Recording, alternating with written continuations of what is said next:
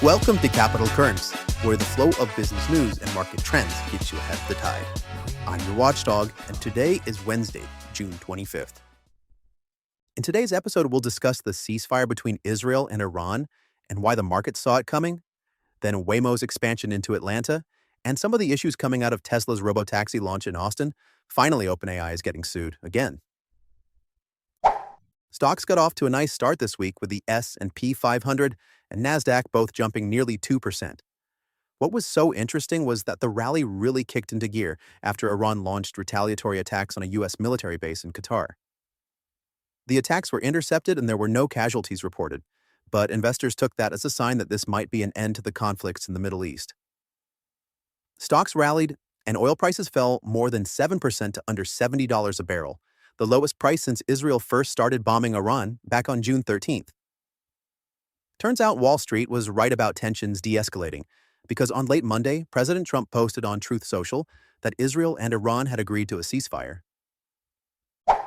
The Fed chair is testifying in front of the House today and the Senate tomorrow as part of the Fed's semi-annual monetary policy report.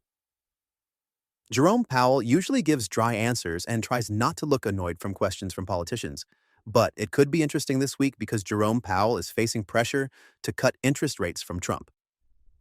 I'll keep an eye on Jerome Powell's testimony this week and recap all the best stuff for you later in the week, so make sure you guys tune in for that.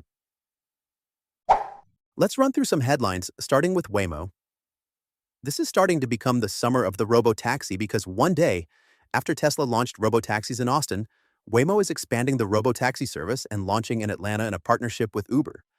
Waymo is starting with around a dozen or so cars in Atlanta, but plans to expand to hundreds of cars over time. You'll be able to hail Waymo through the Uber app, and the price should be the same as a regular Uber.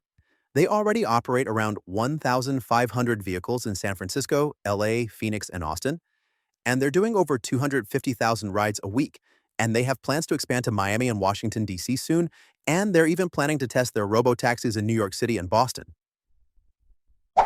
So Tesla's robotaxi has a lot of catching up to do because they only have around 10 to 20 cars in Austin right now, and Tesla's already running into some issues. There are videos showing Tesla's robotaxis doing everything from driving the wrong way down a street to randomly slamming on the brakes in traffic, and the National Highway Safety Administration is getting involved, and they're planning to investigate these incidents. The agency said they're going to look into potential defects and take the necessary actions to protect road safety.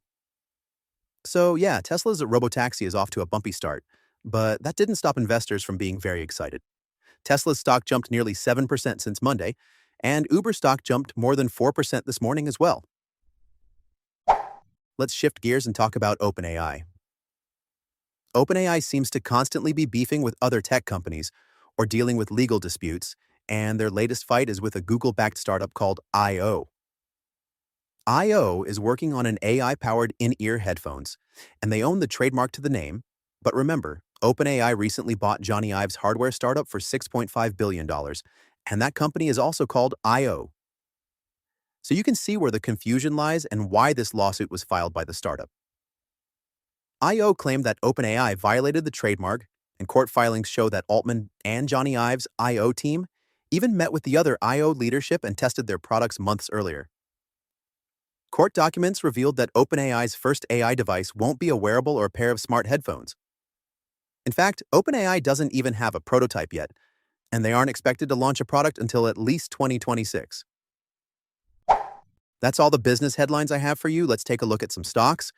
Lyft shares are up this morning after an upgrade to a buy rating with a price target of $21 per share.